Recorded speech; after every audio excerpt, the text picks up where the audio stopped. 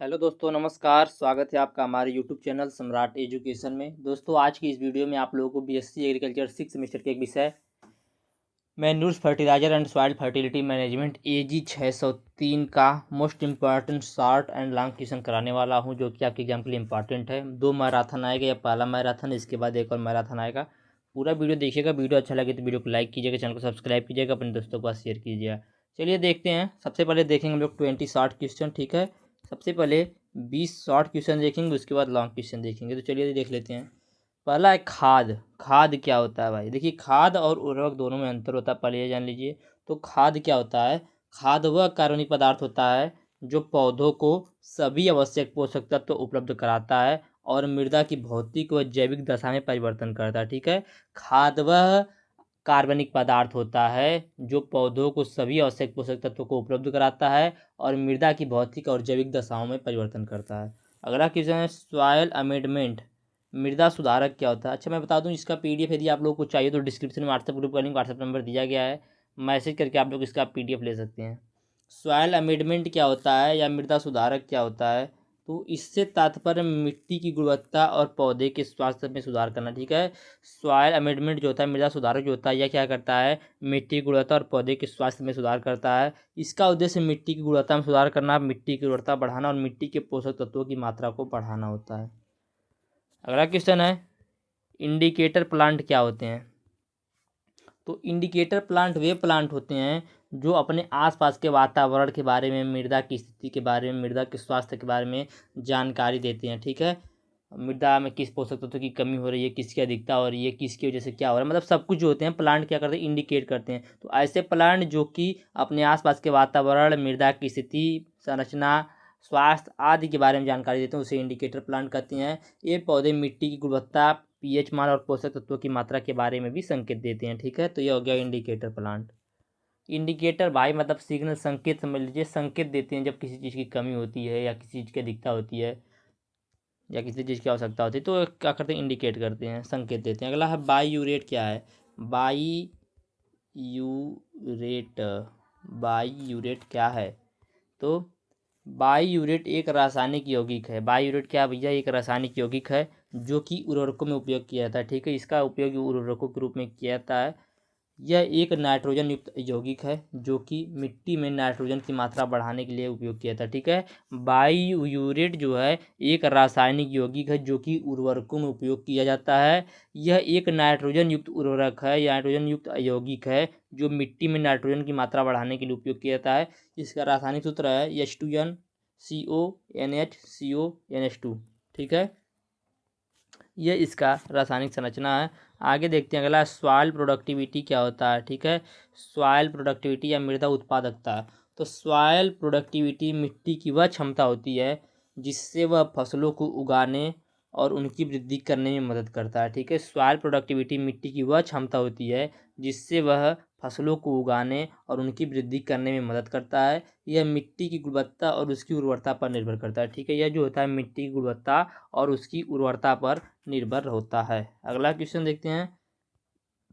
कार्बनिक खाद, ठीक है। कार्बनिक खाद क्या होता है भैया? तो घरेलू अपशिष्ट, शहरी अपशिष्ट, वाहित मल, फसलों के अपशिष्ट, पशुओं के बिछावन, मल मूत्र, हड्डियों का चूरा आदि कार्बनिक अपशिष्ट पदार्थ को जब कुछ सूक्ष्म जीवों के द्वारा अपघटन करके एक पदार्थ बनाया जाता है, तो वह जो पदार्थ बनता है उस पदार्थ को ही कार्बनिक खाद बोला जाता है, ठीक है। कार्बनिक खाद बोला जाता है। घरेलू अपशिष्ट, शहरी अपशिष्ट, वाहित मल, फसलों के अपशिष्ट। आप लोग एग्जाम में आएगा तो आप लोग को ऐसे ही लिखना, वहाँ पे कुछ बनाने की बात नहीं है भाई। देखिए, कार्बनिक खाद की बात पूछ रहा है तो आप लोग यहाँ लिख सकते हैं घर से निकलने वाले कार्बनिक पदार्थ जिनको सूक्ष्म जीवों द्वारा जैव अपघटन के द्वारा बनाया जाता है, उन्हें हम कार्बनिक खाद कहते हैं, ठीक है। तो इस प्रकार से भी लिख सकते हैं। इंपॉर्टेंट है, याद रखिएगा। सभी क्वेश्चन बहुत ही ज़्यादा इंपॉर्टेंट होने वाला है। अगला सॉइल फर्टिलिटी क्या होता है? मृदा उर्वरता। तो पादप वृद्धि की उपयुक्त दशाओं, मृदा की पोषक तत्वों को प्राप्त अवस्था में उचित मात्रा और निर्दिष्ट संतुलन में प्रदान करने की क्षमता को ही मृदा उर्वरता कहते हैं, ठीक है। अगला हिडन हंगर क्या था? Very very most important question, और बहुत लोगों को पता नहीं होगा कि हिडन हंगर क्या होता है, ठीक है। दोस्तों, कोई पौधा, जैसे मान लीजिए किसी पौधे के अंदर नाइट्रोजन की कमी हो जाएगी, ठीक है, नाइट्रोजन की कमी हो जाती है, लेकिन वो अपना लक्षण नहीं, जैसे हम एग्जांपल दे रहे हैं, ठीक है। कुछ प्लांट ऐसे होते हैं ना जिनके अंदर पोषक तत्वों की कमी हो जाती है या मृदा में पोषक तत्वों की कमी हो जाती है, लेकिन वो सिग्नल नहीं देते हैं कि हाँ हमें इस चीज़ की कमी हो रही है, लेकिन उत्पादन को घटा देते हैं, तो उसी को ही हिडन हंगर बोलते हैं। उनके अंदर भूख तो होती है, मतलब उनको चाहिए जरूर पोषक तत्व, लेकिन वो कोई सिग्नल नहीं देंगे, मतलब वो किसी प्रकार का लक्षण नहीं दिखाएंगे, ठीक है। तो जब किसी फसल में मिट्टी से पोषक तत्वों की कमी होती है लेकिन कमी के कोई लक्षण नहीं दिखते हैं, तो इसे छुपी हुई भूख या हिडन हंगर के रूप में जाना जाता है, ठीक है। इस प्रकार की मृदाएं में जो उत्पादकता होती है वह कम हो जाती है, लेकिन कोई लक्षण नहीं दिखता है, ठीक है भैया। अगला क्वेश्चन है पोषक तत्व उपभोग क्षमता। पोषक तत्व उपभोग क्षमता क्या है, इसके बारे में पूछा है, ठीक है। न्यूट्रिएंट यूज इफिशियंसी, तो इससे तात्पर्य फसलों द्वारा इष्टतम पैदावार के लिए पोषक तत्वों को ग्रहण करने और उनका उपभोग करने की क्षमता से, ठीक है। पोषक तत्व उपभोग क्षमता का तात्पर्य फसलों द्वारा इष्टतम पैदावार के लिए पोषक तत्वों को ग्रहण करने और उनका उपयोग करने की क्षमता से होता है। समझ में आ रहा है ना। जो पोषक तत्व उपभोग क्षमता होती है, इसका तात्पर्य होता है फसलों द्वारा पैदावार को बढ़ाने के लिए पोषक तत्वों को ग्रहण करने उनका उपयोग करने की क्षमता से, ठीक है।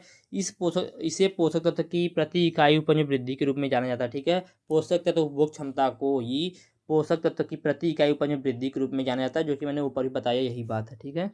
अगला क्वेश्चन है सॉइल टेस्टिंग क्या होता है भैया। मृदा परीक्षण, तो मृदा परीक्षण एक रासायनिक प्रक्रिया बोल सकते हैं, ठीक है। ये एक प्रकार की क्या है, जांच बोल सकते हैं, एक प्रकार का विश्लेषण है जो कि मिट्टी में रासायनिक, भौतिक और जैविक गुणों का मूल्यांकन करता है। मृदा में किस चीज़ की कमी है, किस चीज़ की अधिकता है, किस चीज़ की आवश्यकता है उसको, ठीक है। किस चीज़ से क्या नुकसान हो रहा है, किसको कब क्या चाहिए, सब कुछ जानकारी सॉइल टेस्टिंग के माध्यम से पता कर सकते हैं। यह पोषक तत्वों के स्तर, पीएच, कार्बनिक पदार्थ की मात्रा आदि के बारे में बताता है, ठीक है। तो ये 10 क्वेश्चन हो गए, बहुत ही इंपॉर्टेंट क्वेश्चन है। अगला 11वां क्वेश्चन है वर्मी कंपोस्ट।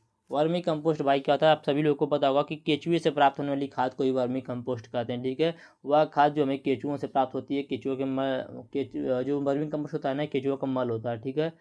तो केचुआ मिट्टी खाता है या गोबर खाता है, गोबर खाने मिट्टी खाने के बाद क्या करता है, जो उसका मल निकलता है उसी को वर्मी कंपोस्ट के रूप में जाना जाता है। तो वर्मी कंपोस्ट एक प्रकार का जैविक खाद है जो कि केचुओं द्वारा बनाया जाता है। यह केचुओं के मल से बनता है, जिससे मृदा जिसका मृदा के बनाने पर उनके स्वास्थ्य में सुधार व जो इसकी वाटर होल्डिंग कैपेसिटी होती है उसको बढ़ाता है, ठीक है। जिसे मृदा में उपयोग करने पर, मृदा पर प्रयोग करने पर क्या होता है, वो उसके स्वास्थ्य में सुधार होता है और वाटर होल्डिंग कैपेसिटी बढ़ता है। अगला क्वेश्चन है कोकोनट केक। कोकोनट केक क्या होता है, चलिए देख लेते हैं भाई। क्वेश्चन देख लीजिए, मैं डायरेक्ट आंसर बताऊंगा इन सभी का।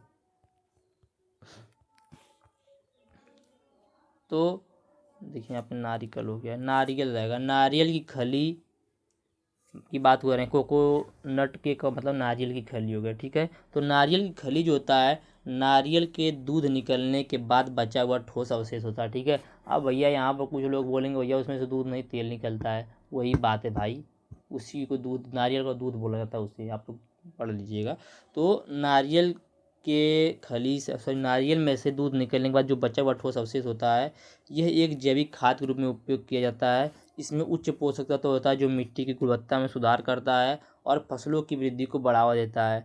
नारियल की खली का उपयोग खाद बनाने, मिट्टी की नमी को बनाए रखने और मिट्टी के सूक्ष्म जीवों को बढ़ावा देने के लिए भी किया जाता है, ठीक है। तो ये हो गया नारियल की खली। नारियल की खली क्या होता है, तो नारियल का दूध निकलने के बाद बचे हुए शेष अवशेष को बोल सकते हैं नारियल की खली। ये मृदा में वाटर होल्डिंग कैपेसिटी को बढ़ाता है, ठीक है, सूक्ष्म जीवों को बढ़ावा देता है। आगे देखते हैं अगला क्वेश्चन, राइजोबियम क्या है। तो राइजोबियम एक प्रकार का जीवाणु समूह है जो कि पौधों की जड़ों की गांठों में बनता है। ये जीवाणु वायुमंडल से नाइट्रोजन को स्थिर करता है, जो पौधों के विकास के लिए आवश्यक पोषक तत्व प्रदान होते हैं, ठीक है। राइजोबियम का उपयोग जैविक खेती में मिट्टी की उर्वरता को बढ़ाने के लिए किया जाता है। यह पौधों को नाइट्रोजन की आपूर्ति करता है, जिससे उनकी वृद्धि और उत्पादकता बढ़ती है, ठीक है। राइजोबियम क्या भाई, तो राइजोबियम एक प्रकार का जीवाणुओं का समूह होता है, ठीक है। यह मुख्य रूप से दलहनी फसलें जो होती है उनके जड़ों में एक गांठ पाई जाती है, उसी गांठ में रहता है। या वायुमंडल में जो नाइट्रोजन पाया जाता है, वायुमंडल में कितने परसेंट नाइट्रोजन है, तो वायुमंडल में 78% जो नाइट्रोजन है उसमें से, वायुमंडलीय नाइट्रोजन में से उस नाइट्रोजन को लेकर मृदा में स्थिर कर देता है। यह राइजोबियम बैक्टीरिया, जिससे मृदा में पोषक तत्वों की उपलब्धता बढ़ जाती है। तो ये होता है राइजोबियम जीवाणु या राइजोबियम बैक्टीरिया या राइजोबियम। अगला है फास्फेट अवशोषक क्या होता है, अवशोषण क्या होता है। तो फास्फेट अवशोषक बोल सकते हैं। तो फास्फेट अवशोषक में फास्फेट एक प्रकार का पदार्थ होता है जो मिट्टी में फास्फेट को अवशोषित करता है। फास्फेट एक महत्वपूर्ण पौध पोषक तत्व है, ठीक है। फास्फेट एक महत्वपूर्ण पौध पोषक तत्व है, लेकिन अधिक मात्रा में फास्फेट मिट्टी में जल प्रदूषण का कारण बन सकता है। फास्फेट अवशोषक का उपयोग खाद्य उत्पादन में किया जाता है ताकि मिट्टी में फास्फेट की मात्रा को नियंत्रित किया जा सके और पर्यावरण को प्रदूषण से बचाया जा सके, ठीक है। अगला क्वेश्चन है ग्रीन मैन्यूरिंग क्या है। तो देखिए एक एक नंबर वाला भाई, इसमें ज़्यादा समझाएंगे तो भी लॉन्ग वाला भी समझाना है ना, इसकी वजह से थोड़ा सा कम समझा रहे हैं, लेकिन कोई समझने वाली बात ही नहीं है। अगला हरी खाद या ग्रीन मैन्यूरिंग। तो हरी खाद एक प्रकार की कृषि तकनीक है जिसमें पौधों को उगाया जाता है, ठीक है। हरी खाद या ग्रीन मैन्यूरिंग एक प्रकार की कृषि टेक्नोलॉजी जिसमें पौधों को उगाया जाता है, उन्हें मिट्टी में दबा दिया जाता है, ठीक है। उगाने के बाद उन्हें मिट्टी में दबा दिया जाता है ताकि वे सड़कर जैविक खाद बन जाए। यह प्रक्रिया मिट्टी की गुणवत्ता में सुधार करती है, मिट्टी की नमी को बनाए रखती है और मिट्टी के सूक्ष्मजीवों को बढ़ावा देती है। हरी खाद का उपयोग खाद्य उत्पादन में किया जाता है ताकि रासायनिक खाद्यों के उपयोग को कम किया जा सके और पर्यावरण को संरक्षित किया जा सके। अगला है एजो स्पिरिलम क्या है, ठीक है। एजो स्पाइरिलम बोल सकते हैं, क्या होता है। तो भैया यह एक प्रकार का जीवाणु है, यह भी एक प्रकार का जीवाणु है जो कि पौधों की जड़ों के आसपास रहता है। यह जीवाणु भी वायुमंडल से नाइट्रोजन को स्थिर करता है जो कि पौधे के विकास के लिए आवश्यक होता है, ठीक है। ये जो स्पाइरिलम जो है इसका उपयोग जैविक खेती में मिट्टी की उर्वरता को बढ़ाने के लिए किया जाता है। यह पौधों में नाइट्रोजन की आपूर्ति करता है जिससे उनकी वृद्धि और उत्पादकता बढ़ती है, ठीक है। सेम राइजोबियम बैक्टीरिया की तरह ही होता है, ठीक है। आगे देखते हैं नाइट्रोजनस फर्टिलाइजर क्या होते हैं, ठीक है। नाइट्रोजनस फर्टिलाइजर नाइट्रोजन युक्त उर्वरक होते हैं जिनमें नाइट्रोजन की उच्च मात्रा होती है। नाइट्रोजन पौधे के विकास के लिए आवश्यक एक प्रमुख पोषक तत्व होते हैं। ये उर्वरक पौधे की वृद्धि को बढ़ावा देते हैं, पत्तियों को हरा और स्वस्थ बनाते हैं और फसलों की उत्पादकता को बढ़ाते हैं, ठीक है। हालांकि बोल सकते हैं कि अधिक मात्रा में नाइट्रोजन का उपयोग करने से पर्यावरण प्रदूषण का कारण बनता है, ठीक है। जब नाइट्रोजन का अधिक मात्रा में प्रयोग किया जाता है तो पर्यावरण प्रदूषण का कारण बनता है, ठीक है। तो यह कुल आप लोगों के मिला जुला के अभी तक मैंने बताया 18 से 19 क्वेश्चन। आगे देखते हैं अगला क्वेश्चन, इंटीग्रेटेड न्यूट्रिएंट क्या है। इसको एकीकृत तत्व बोल सकते हैं, ठीक है, और समकालित पोषक तत्व बोल सकते हैं। तो समकालित पोषक तत्व एक उर्वरक तकनीक है जिसमें विभिन्न पोषक तत्वों को एक साथ मिलाकर उपयोग किया जाता है, ठीक है। इंटीग्रेटेड न्यूट्रिएंट मैनेजमेंट मैंने पढ़ाया हुआ है, पिछले वीडियो में जाके देख लीजिएगा, ठीक है। तो वही बात यहाँ पर हो रही है। तो इंटीग्रेटेड न्यूट्रिएंट मैनेजमेंट की बात हो रही है। इसमें जो समकालित पोषक तत्व होता है यह एक उर्वरक तकनीक होता है जिसमें विभिन्न पोषक तत्वों को एक साथ मिला करके उपयोग किया जाता है। यह तकनीक मिट्टी की उर्वरता में सुधार करता है, पौधे की वृद्धि को बढ़ावा देता है, रासायनिक उर्वरकों के उपयोग को कम करता है। समकालित पोषक तत्वों में जैविक खाद, खनिज उर्वरक और पौध अवशेष शामिल हो सकते हैं। यह तकनीक अधिक पर्यावरण अनुकूल और सतत कृषि के लिए उपयोगी होता है, ठीक है। आगे देखते हैं अगला क्वेश्चन और शॉर्ट वाला आखिरी क्वेश्चन रहेगा भैया। क्वेश्चन बायो कंपोस्ट क्या होता है, ठीक है। तो जैविक खाद समझ लीजिए भाई, सीधी बात। जैविक खाद जैविक पदार्थों से अवशेष, खाद अपशिष्ट और जानवरों के गोबर से बनाई जाती है। ये पदार्थ सड़कर एक पोषक तत्वों से भरपूर खाद बन जाते हैं। जैविक खाद मिट्टी की गुणवत्ता में सुधार करता है, मिट्टी की नमी को बनाए रखता है और मिट्टी के सूक्ष्म जीवों को बढ़ावा देता है। जैविक खाद का उपयोग खाद्य उत्पादन में किया जाता है ताकि रासायनिक खादों के उपयोग को कम से कम किया जा सके। अगला क्वेश्चन है नाइट्रोजन और कैल्शियम तत्वों की कमी के लक्षण बताएं, ठीक है। पौधों में और जब नाइट्रोजन और कैल्शियम जो तत्व हैं उनकी कमी होती है तो उसके क्या लक्षण दिखाई देते हैं। तो सबसे पहले देखेंगे नाइट्रोजन की कमी के लक्षण, ठीक है। तो नाइट्रोजन पौधे के विकास के लिए एक महत्वपूर्ण पोषक तत्व है। इसकी कमी होने पर पौधों में निम्न लक्षण दिखाई देते हैं। इसमें पहला लक्षण है पत्तियों का पीला पड़ना, ठीक है। यदि पौधों में नाइट्रोजन की कमी हो जाएगा तो पत्तियाँ पीली पड़ने लगेंगी, ठीक है। पत्तियाँ जो हैं पीली पड़ने लगेंगी। नाइट्रोजन की कमी से सबसे पहले पौधे की जो निचली पत्तियां हैं वह पीली पड़ने लगती हैं। यह पीलापन पत्तियों की नसों से शुरू होता है और धीरे धीरे क्या होता है कि पूरी पत्ती पर फैल जाता है, ठीक है। बहुत इंपॉर्टेंट याद रखिएगा, नाइट्रोजन और कैल्शियम तत्वों की कमी के लक्षण हम लोग पढ़ रहे हैं, ठीक है। तो जब नाइट्रोजन की कमी हो जाता है उसमें पत्तियाँ पीली पड़ने लगती हैं, ठीक है। नाइट्रोजन की कमी से सबसे पहले पौधे की जो निचली पत्तियाँ होती हैं वह पीली पड़ने लगती हैं और यह जो पीलापन होता है पत्तियों की नसों से शुरू होता है और धीरे धीरे पूरी पत्ती को ढक लेता है। अगला है पौधे का छोटा रहना, ठीक है। पौधे का छोटा रहने। नाइट्रोजन की कमी से पौधे का विकास रुक जाता है और वह छोटा हो जाता है। ठीक है, जिस पौधे में नाइट्रोजन की कमी हो जाती है वह पौधा छोटा रह जाता है, उसमें पोषक उसमें उसमें विकास नहीं हो पाता, विकास रुक जाता है। अगला, तने का पतला होना। नाइट्रोजन की कमी से तना जो है वह पतला और कमज़ोर हो जाता है। अगला क्वेश्चन है, पत्तियों का गिरना। तो गंभीर कमी होने पर, जब ज़्यादा कमी होती है तो पत्तियाँ भी गिरने लगती हैं नाइट्रोजन की कमी से। ठीक है।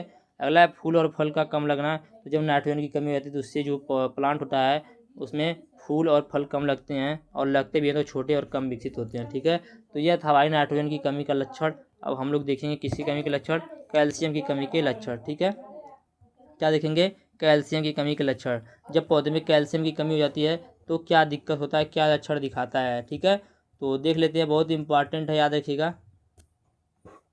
कैल्शियम पौधे की कोशिका दीवारों को मजबूत बनाने में महत्वपूर्ण भूमिका निभाता है। सबसे पहले जान लीजिए कैल्शियम करता क्या है।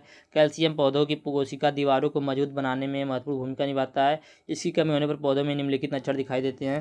पहला है नई पत्तियों का विकृत होना। कैल्शियम की कमी से नई पत्तियां मुड़ी हुई या विकृत हो जाती हैं। ठीक है, जब कैल्शियम की कमी हो जाती है तो उससे जो नई पत्तियां निकलती हैं वह विकृत हो जाती हैं, मुड़ जाती हैं। अगला, पत्तियों के किनारे का जलना। पत्तियों के किनारे जो होते हैं वह भूरे या काले होकर जलने लगते हैं। ठीक है, पत्तियों के जो किनारे होते हैं वह भूरे या काले होकर जलने लगते हैं। अगला है, कली और फूल का गिरना। तो कैल्शियम की कमी से कलियां जो होती हैं और फूल जो होते हैं वह गिर जाते हैं। ठीक है, कैल्शियम की कमी से कलियां और फूल गिर जाते हैं। अगला है, फलों का झड़ना। तो फलों में काले धब्बे दिखाई देते हैं और वे सड़ने लगते हैं। ठीक है, जब कैल्शियम की कमी होती है तो फलों में काले धब्बे दिखाई देने लगते हैं और सड़ने लगते हैं। अगला, जड़ों का कम विकास। तो कैल्शियम की कमी से जड़ों का विकास जो है रुक जाता है, कम हो जाता है। ठीक है, इन सभी लक्षणों को देख करके आप अनुमान लगा सकते हैं कि आपकी फसल में किस पोषक तत्व की कमी आई है, और उसके अनुसार आप इलाज कर सकते हैं। एक बात मैं बता दूं, इस वीडियो पे आप लोग 50 लाइक कर दीजिएगा, अगला वीडियो आ जाएगा। और वीडियो को ज़्यादा से ज़्यादा शेयर कर दिया करिए यार, आप लोगों से रिक्वेस्ट है भाई, बहुत मेहनत लगता है वीडियो बनाने में। तो यह क्वेश्चन हो गया कंप्लीट आप लोगों का। आगे देखते हैं अगला क्वेश्चन। और आप लोग जो विभिन्न पोषक तत्व हैं, जो आवश्यक पोषक तत्व हैं, उन सभी के बारे में पढ़ लीजिएगा। 16वां आवश्यक पोषक तत्वों का क्या क्या कार्य या कैसे, किसी कमी से क्या होता है, किसी कमी से क्या होता है, ये बहुत ज़रूरी है। अगला है, मृदा में पोटेशियम स्थिरीकरण। तो क्वेश्चन दूसरा है, मृदा में पोटेशियम स्थिरीकरण का वर्णन कीजिए। ठीक है, सॉइल में पोटेशियम फिक्सेशन का वर्णन करना, थोड़ा डिटेल में देखेंगे, इंपॉर्टेंट है। तो पोटेशियम स्थिरीकरण एक ऐसी प्रक्रिया है जिसमें मिट्टी में मौजूद पोटेशियम आयनों को पौधों द्वारा आसानी से उपयोग करने योग्य रूप में नहीं छोड़ा जाता। ठीक है, पोटेशियम स्थिरीकरण एक ऐसी प्रक्रिया है जिसमें मिट्टी में मौजूद जो पोटेशियम आयन है उनको पौधों द्वारा आसानी से उपयोग करने की रूप में नहीं छोड़ा जाता। ये आयनों मिट्टी के कणों से जुड़ जाते हैं या अन्य तत्वों के साथ अभिक्रिया करके अघुलनशील यौगिक बना लेते हैं। ठीक है, यह जो आयन होते हैं अन्य तत्वों के साथ मिलकर अभिक्रिया करके अघुलनशील यौगिक बन जाते हैं। अगला, पोटेशियम स्थिरीकरण के कारण। ठीक है, पोटेशियम फिक्सेशन का क्या कारण है भाई। पहला, मिट्टी का प्रकार। तो मिट्टी का प्रकार पोटेशियम स्थिरीकरण को बहुत हद तक प्रभावित करता है। जैसे भारी मिट्टी, जैसे चिकनी मिट्टी में पोटेशियम स्थिरीकरण की दर अधिक होती है। ठीक है, जो चिकनी मिट्टी होता है उसमें पोटेशियम की जो स्थिरीकरण की दर वह अधिक होती है, क्योंकि इनमें मिट्टी के कणों की सतह अधिक होती है, जिससे पोटेशियम आयनों के जुड़ने के लिए अधिक जगह होती है। ठीक है, दूसरा, मिट्टी का पीएच। तो मिट्टी का पीएच भी पोटेशियम स्थिरीकरण को प्रभावित करता है। अम्लीय मिट्टी में पोटेशियम आयनों का स्थिरीकरण अधिक होता है। ठीक है, जो अम्लीय मिट्टी होता है उसमें पोटेशियम आयनों का स्थिरीकरण जो होता है थोड़ा अधिक होता है। अगला है, मिट्टी में अन्य तत्वों की उपस्थिति। तो मिट्टी में मौजूद अन्य तत्व जैसे कि कैल्शियम और मैग्नीशियम पोटेशियम आयनों के साथ प्रतिस्पर्धा करते हैं और पोटेशियम स्थिरीकरण को बढ़ा सकते हैं। ठीक है, अगला है आखिरी, खनिज। तो मिट्टी में मौजूद कुछ खनिज जैसे कि मिट्टी पोटेशियम आयनों की दृढ़ता से बांध लेते हैं। ठीक है, मिट्टी में मौजूद जो कुछ खनिज होते हैं जैसे कि मिट्टी को क्या करते हैं, पोटेशियम आयनों को दृढ़ता से बांध देते हैं। ठीक है, आगे देखते हैं, पोटेशियम स्थिरीकरण का क्या प्रभाव पड़ता है। तो पोटेशियम की वृद्धि में बाधा। ठीक है, पौधों की वृद्धि में बाधा। तो पोटेशियम पौधे के लिए एक आवश्यक पोषक तत्व है। यदि पोटेशियम मिट्टी में स्थिर हो जाता है तो पौधे इसे आसानी से प्राप्त नहीं कर पाते, जिससे उनकी वृद्धि और विकास प्रभावित होता है। अगला है, उपज में कमी। तो पोटेशियम की कमी से फसलों की उपज में कमी आ जाती है। अगला है, गुणवत्ता में कमी। तो पोटेशियम की कमी से फसलों की गुणवत्ता में भी प्रभावित हो जाती है, जैसे कि फल और सब्जियों का स्वाद और आकार, ये सब प्रभावित हो जाता है। अगला क्वेश्चन देखते हैं, अगला पॉइंट इसमें, पोटेशियम स्थिरीकरण को कम करने का उपाय, किस उपाय से पोटेशियम का स्थिरीकरण है उसको कम किया जा सकता है? पहला है मिट्टी परीक्षण मतलब सॉइल टेस्टिंग के द्वारा, ठीक है, सॉइल टेस्टिंग के द्वारा। तो मिट्टी के परीक्षण के माध्यम से मिट्टी में पोटेशियम की मात्रा उपलब्धता का पता लगाया जा सकता है। अगला है उर्वरक का सही प्रयोग। तो पोटेशियम युक्त उर्वरकों का उपयोग करके मिट्टी में पोटेशियम की जो मात्रा है, ठीक है, उसको बढ़ाया जा सकता है। अगला जैविक खाद का उपयोग। तो जैविक खाद मिट्टी की संरचना को सुधारता है और पोटेशियम की उपलब्धता को बढ़ाता है। अगला है फसल चक्रण। तो फसल चक्रण से मिट्टी की उर्वरता को बनाए रखने में मदद मिलती है। अगला है मिट्टी की जल निकासी में सुधार।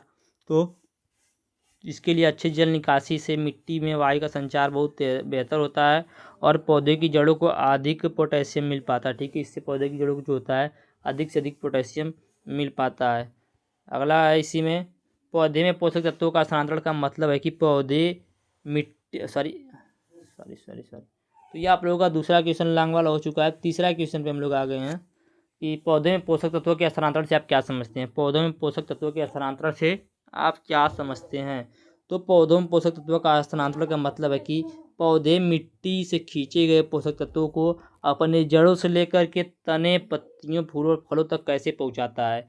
ये पोषक तत्वों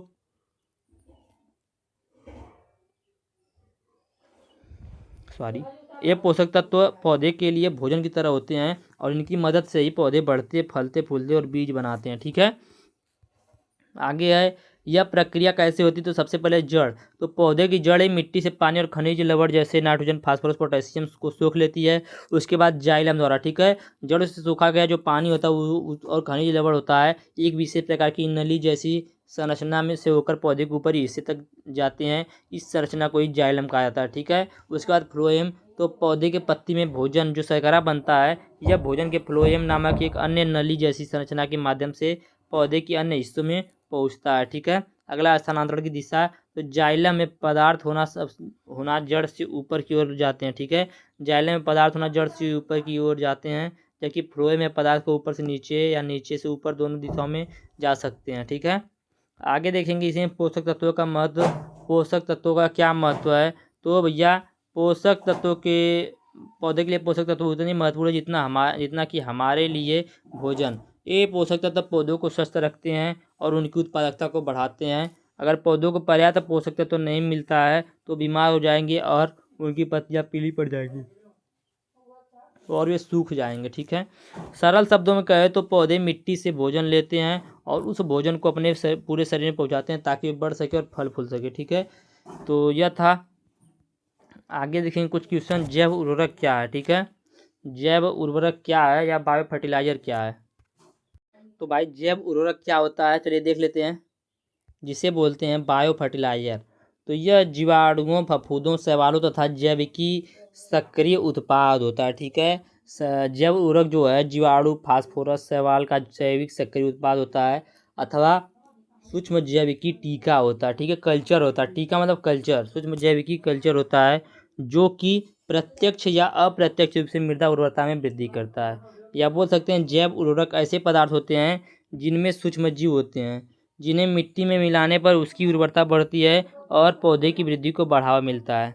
जैसे नील हरित शैवाल हो गया, कवक हो गया, बैक्टीरिया हो गया, यह सब क्या भाई, ये सब बायो फर्टिलाइजर है, ठीक है। अगला है इसी में पॉइंट, इसका क्या महत्व और लाभ है।